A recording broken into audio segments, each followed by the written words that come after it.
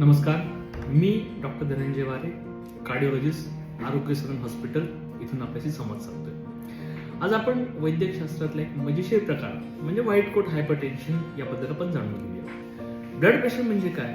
तर ब्लड म्हणजे रक्त, प्रेशर म्हणजे दाब. म्हणजे शरीराच्या रक्तवाहिन्यांमध्ये रक्त वाहत असताना त्याने निर्माण केलेलं प्रेशर म्हणजेच ब्लड प्रेशर. मग हायपरटेन्शन किंवा उच्च रक्तदाब म्हणजे काय?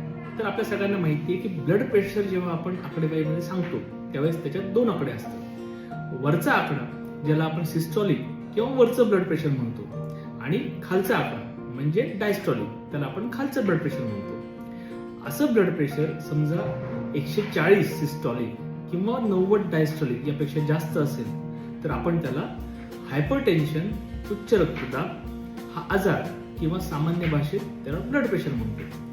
इथून पुढे आपण त्या आजाराला आपण सर्वजण ज्या नावाने ओळखतो म्हणजे ब्लड प्रेशर असंच म्हणूया.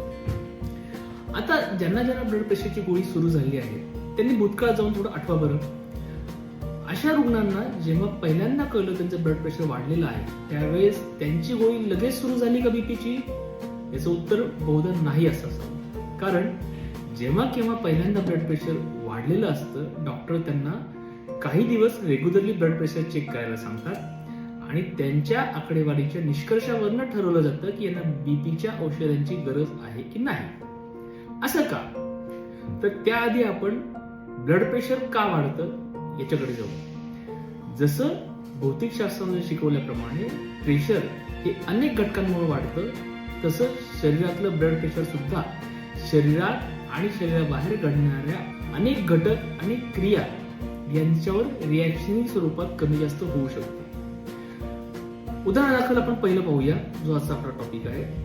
एखादा मनुष्य समजा बीपी चेक करायला डॉक्टरांकडे गेला तर त्याच्या मनात कधी कधी असे प्रश्न निर्माण होऊ शकतात की माझं बीपी जर आता वाढलं तर काय? वाढलेलं असेल तर मला टॅबलेट सुरू होतील का? जर टॅबलेट सुरू झाल्या तर त्या कायमस्वरूपी राहतील का?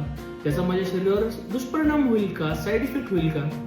अशा प्रश्नांमुळे त्याची अँझायटी वाढते आणि अँझायटी हा अनेक घटकांपैकी एक घटक आहे जो ब्लड प्रेशर वाढवतो.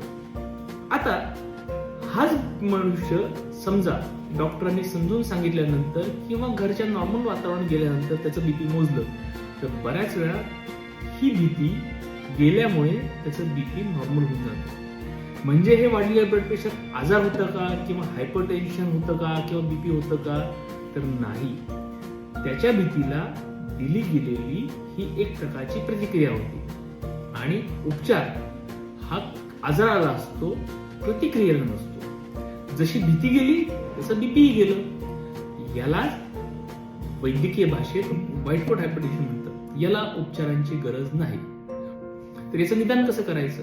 तर याला दोन पद्धती आहेत. एक आहे होम बीपी मॉनिटरिंग आणि दुसरं आहे 24 hour ambulatory BP monitoring. Home BP monitoring मध्ये आपण पेशंटला एक डिजिटल बीपी ॲपरेटस घ्यायला सांगतो. म्हणजे छोटंसं डब्यासारखं मशीन असतं त्याला आपला बीपीचा कप जोडलेला असतो आणि पेशंट बीपीचा कप दंडाला मधून फक्त त्या मशीनवरचं एक बटन दाबून बीपीचं रिडिंग हे घेऊ शकतो.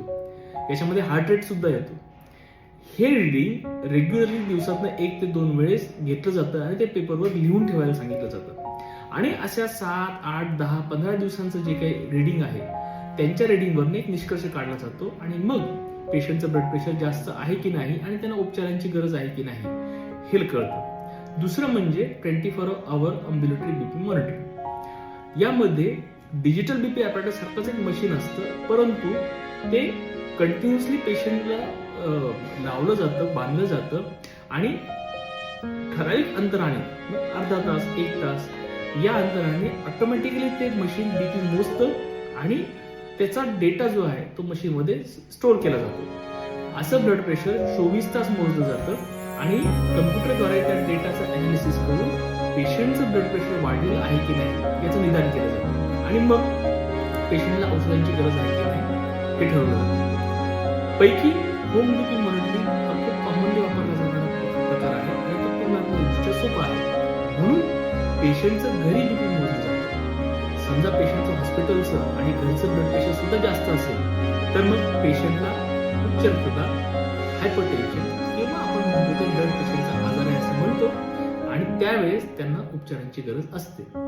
परंतु पेशंटचं ब्लड प्रेशर हॉस्पिटलमध्ये वाढलं असेल आणि घरी जर नॉर्मल असेल तर ती प्रतिक्रिया आहे, त्याला उपचारांची गरज नाही.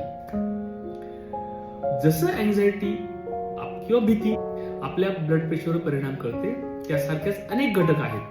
कुणाला पित्त असतं, कुणाला मानसिक ताण असतो, कुणी धावत पळत हॉस्पिटलमध्ये आलेलं असतं. सगळ्या घटकांमुळे सुद्धा ब्लड प्रेशर वाढतं.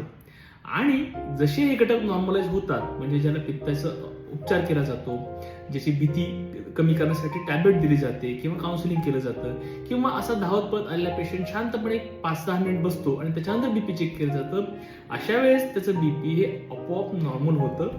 म्हणून घाबरून जाऊ नका. तुमचं प्रत्येक वाढलेलं ब्लड प्रेशर हा आजार नसतो. कधी कधी ती प्रतिक्रिया असते आणि त्याला उपचाराची गरज असेलच असं नाही. थोडं आपण ब्लड प्रेशर बद्दल गैरसमज जे आहेत त्याबद्दल पण चर्चा करूया. कॉमन ब्लड गैरसमज आहे, म्हणजे माझं बीपी वाढलं असेल आणि जर मला टॅबलेट सुरू झाली तर ती कायमस्वरूपी घ्यावी लागते, म्हणून बीपीची टॅबलेट घेऊच नये. मला सांगा, आपण उपचार आजारावर करतो की टॅबलेटवर करतो? साहजिकच आजारांवर. मग पहिलं ध्येय असतं की तुमचं ब्लड प्रेशर हे कंट्रोलमध्ये राहणं. आता ब्लड प्रेशर कंट्रोलमध्ये ठेवण्यासाठी जसं औषधोपचार आहेत तसंच पथ्य, पाणी, आहार, व्यायाम हा सुद्धा आहे. ज्यांचं बीपी हे मार्जिनली वाढलं असेल, म्हणजे कुठेतरी 150, 90, 95, 100 असं आहे, अशा लोकांनी बऱ्याच वेळा वजन कमी करणं, योग्य व्यायाम करणं, योग्य आहार घेणं, अशाने सुद्धा त्यांचं ब्लड प्रेशर कंट्रोलमध्ये राहतं. अशा रुग्णांना ब्लड प्रेशरचा आजार आहे असं म्हणतो, परंतु पथ्य, पाणी, व्यायाम, आहार याच्यामुळे त्यांचं बीपी कंट्रोलमध्ये राहतं, म्हणून त्यांना टॅबलेटची गरज नसते. आता याच्यानंतर सुद्धा तुमचं ब्लड प्रेशर जास्त राहत असेल तर तुम्हाला टॅबलेट सुरू करणं गरजेचं आहे. आता आपल्यासमोर 2 उपचार. आता दुसरा भाग की मला ब्लड प्रेशरचा त्रासच होत नाहीये तर मग गोळी का घ्यावी? मी सगळ्यांना एक स्पष्टपणे सांगू इच्छितो की ब्लड प्रेशरचा तुम्हाला केव्हाही त्रास होणार नाही. मग त्रास केव्हा होईल? तर बघा, न्यूमोनिया जसं फुफ्फुसाला डॅमेज करतं, हार्ट अटॅक जसं हृदयाला डॅमेज करतं, पॅरालिसिस जसं मेंदूला डॅमेज करतं, तसं ब्लड प्रेशर हे संपूर्ण शरीर, मग त्याच्यामध्ये मेंदू, हार्ट, डोळे, किडनी, प्रत्येक अवयवाला ब्लड प्रेशर हे निकामी करतं. जर तुम्ही तुमचं ब्लड प्रेशर कंट्रोलमध्ये ठेवलं नाही तर कालांतराने तुमचे हे अवयव निकामी होत जातात आणि ज्या अवयवाचं काम खराब होतं त्याचे परिणाम तुम्हाला भोगावे लागतात. त्यावेळेस तुम्ही म्हणू शकता की आता मला ब्लड प्रेशरचा त्रास व्हायला लागला आहे, परंतु त्यावेळेस ब्लड प्रेशरचा इलाज करून पदरात फारसं काही पडणार नसतं, कारण त्या अवयवाची खूप हानी झालेली असते. आता तुमच्या समोर 2 ऑप्शन आहेत. एक तर तुमचं वाढलेलं ब्लड प्रेशर टॅबलेट कंट्रोल ठेवणं आणि असं अवयवांना होणारी हानी थांबवणं, किंवा टॅबलेट एकदा सुरू झाली की परत बंद होत नाही या गैरसमजात राहणं, टॅबलेट न घेणं, आणि जेव्हा तुमचा एखादा अवयव निकामी होईल त्यावेळेस त्याचा इलाज करणं. कुठला ऑप्शन चांगला आहे? निश्चितच पहिला. त्यामुळे ब्लड प्रेशरच्या आजारासाठी गोळी सुरू करावी की नाही याच्यावर विचार नका करू. ब्लड प्रेशर कंट्रोलमध्ये कसं ठेवता येईल याचा विचार करा. एकदा का बीपी कंट्रोलमध्ये राहायला लागलं तर तुम्हाला त्याचे दुष्परिणाम कधीही जाणवणार नाही. आशा आहे हा व्हिडिओ तुमच्यासाठी फायदेशीर ठरला असेल, तुमचे गैरसमज दूर झाले असतील. या व्यतिरिक्त अजून काही माहिती हवी असल्यास निश्चित आरोग्य सेवा हॉस्पिटल इथे भेट द्या. धन्यवाद. आरोग्यदायी राहा, सुखी राहा.